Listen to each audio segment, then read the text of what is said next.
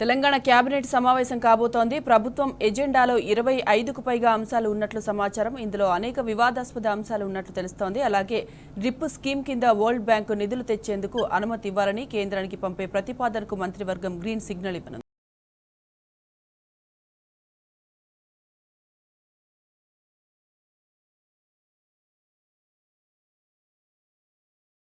రాష్ట్ర మంత్రివర్గ సమావేశం కోసం కసరత్తు ముగిసింది. ఎజెండాలో 25కు పైగా అంశాలు ఉండబోతున్నాయి.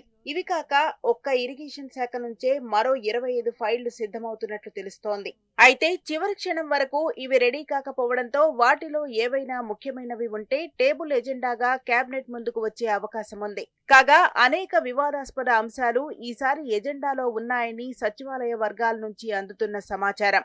అటు ఆర్థిక శాఖ నుంచి కూడా మరో 11 దస్త్రాలు మంత్రివర్గం ముందుకు రానున్నాయి. ఇదిలా ఉంటే ప్రభుత్వ ఉద్యోగుల పెండింగ్ డిఏలు కేబినెట్ ముందుకు వస్తాయా రావా అన్న ఉత్కంఠ ఇంకా కొనసాగుతూనే ఉంది.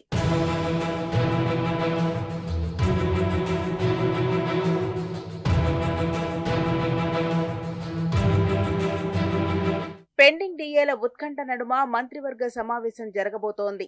సర్కార్ కనీసం ఒక్క డిఏ అయినా విధించకపోతుందా అని ఉద్యోగులు ఆశగా ఎదురుచూస్తున్నారు. శుక్రవారం సాయంత్రానికి స్పష్టత ఇస్తామని ఉద్యోగ సంఘాల జేఏసీతో జరిగిన చర్చల్లో వెల్లడించిన ప్రభుత్వం ఇంతవరకు ఆ దిశలో ఒక్క ప్రకటన చేయలేదు.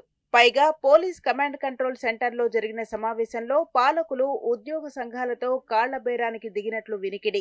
రాష్ట్ర రాబడి తక్కువగా ఉంటోందని, నెలకు 4,000 కోట్లు అప్పు తేకుంటే వ్యవస్థ నడవడమే కష్టంగా ఉందని సీఎం, డిప్యూటీ సీఎం, జేఏసీ నాయకుల ముందు భంగపోయినట్లు తెలుస్తోంది. తమది ప్రజా ప్రభుత్వమని, రాబోయే రోజుల్లో ఉద్యోగుల సమస్యలు తప్పకుండా పరిష్కరిస్తామని నీటిమూట లాంటి ఒక్క హామీతో కమాండ్ కంట్రోల్ సెంటర్ భేటీని ముక్తాయించారు. అయితే ఆర్థిక శాఖ మాత్రం 2 డిఏల కోసం లెక్కలు చేసి ఫైల్ సిద్ధంగా ఉంచింది. దింపుడు కళ్లెం ఆశలో భాగంగా ఒకవేళ మంత్రివర్గం చివరి క్షణంలో మనసు మార్చుకొని ఫైల్ తెమ్మంటే వెంటనే ఇచ్చేందుకు ఈ కసరత్తు చేసి ఉంచామని ఆర్థిక శాఖ వర్గాలు అంటున్నాయి.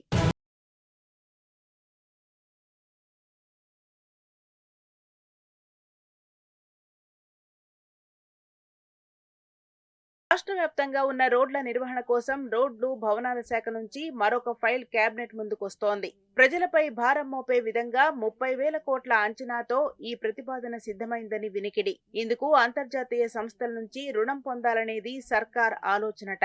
కొత్త టోల్ ప్లాజాలు పెట్టి జనం ముక్కుపిండి ఆ సొమ్మును వసూలు చేయాలన్నది ప్రభుత్వ కార్యాచరణ.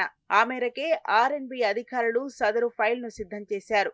ఇది ముమ్మాటికి డబ్బులు దండుకోవడానికి పాలకులు వేస్తోన్న కొత్త స్కెచ్ అనేది సెక్రటరియేట్లో టాక్. మహారాష్ట్ర ఎన్నికలను ఈ కోణానికి ముడిపెట్టి చూడడం ఇక్కడ ట్విస్ట్. లేకపోతే ఓవైపు రాష్ట్రం తీవ్రమైన ఆర్థిక సంక్షోభంలో కొట్టుమిట్టాడుతుంటే, మరోవైపు ఎన్నికల సమయంలో కాంగ్రెస్ ఇచ్చిన హామీలకే దిక్కులేని పరిస్థితి ఉంటే ఇంత భారీ ప్రాజెక్టు అవసరం ఇప్పుడేమొచ్చిందన్న ప్రశ్నలు తలెత్తుతున్నాయి.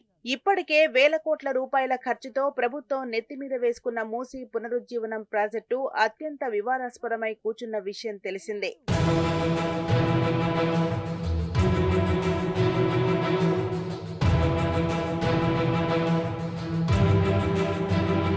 కేబినెట్ వివాదాస్పద ఎజెండాలో మూడో అంశం రైస్ మిల్లర్లు, సీఎంఆర్ కోటా వడ్లు.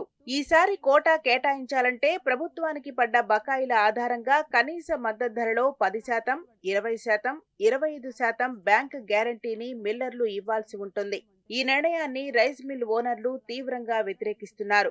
వేరే రాష్ట్రాల్లో క్వింటాకు 100 నుండి 120 రూపాయలు మిల్లింగ్ ఛార్జీలు ఇస్తుంటే ఇక్కడ కేవలం 10 రూపాయలు మాత్రమే ఇస్తున్నారన్న అసహనం ఓవైపు ఉంటే, ఇంకోవైపు ఈ బ్యాంక్ గ్యారంటీ జంజాటం అంటే కుదరదని వాళ్లు తేల్చి చెప్పేస్తున్నారు. రైస్ మిల్లర్లు సహకరించకపోతే ఈసారి చివరి ధాన్యం సేకరించడం కష్టమని పౌర సరఫరాల శాఖ వర్గాల ఉవాచ. ఇప్పటికే కొనుగోలు కేంద్రాల్లో ధాన్యం సేకరణ నత్తనడకలా సాగుతోంది. పరిస్థితి మరింత ముదిరితే రైతులు రోడ్లెక్కే ముంపు సైతం పొంచి ఉంది. ఇలాంటి సంకట స్థితిలో కేబినెట్ తీసుకునే నిర్ణయం మరింత గందరగోళానికి దారితీసే అవకాశం ఉంటుందన్న వాదనలు వినిపిస్తున్నాయి.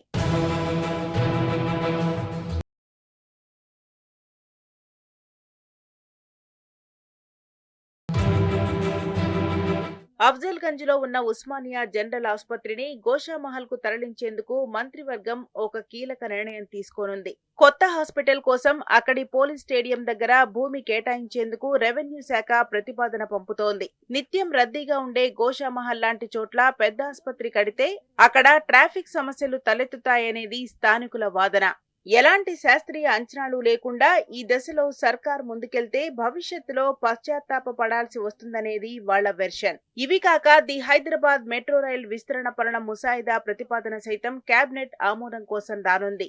ఐటీ, ఇతర పరిశ్రమల అభివృద్ధిని, వాటి ద్వారా పెరిగే ఉపాధి అవకాశాలను దృష్టిలో ఉంచుకొని మూడో నగరంగా ప్రసిద్ధి పొందిన సైబరాబాద్ నుంచి శంషాబాద్ వరకు గత ప్రభుత్వం మెట్రో రైల్ ఎక్స్టెన్షన్ కోసం శంకుస్థాపన చేసిన విషయం విదితమే. దాన్ని రద్దు చేసి కాంగ్రెస్ ప్రభుత్వం కొత్తగా నాగోల్ నుంచి ఎల్బీ నగర్, అక్కడి నుంచి హయత్ నగర్, శంషాబాద్లకు మెట్రో లైన్ నిర్మాణాన్ని చేపడుతుంది. దీనివల్ల ప్రజలకు పెద్దగా వనగూరే ప్రయోజనాలేమీ లేవన్న వాదనలు వినిపిస్తున్న తరుణంలో ఇందుకు కేబినెట్ గ్రీన్ సిగ్నల్ ఇవ్వనుండటం వివాదాస్పదంగా మారింది.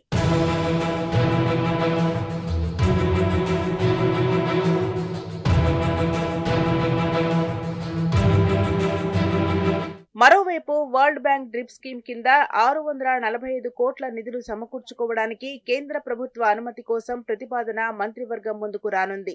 ఇందులో 70% ప్రపంచ బ్యాంక్ నిధులు కాగా 30% రాష్ట్ర ప్రభుత్వం భరించాల్సి ఉంటుంది.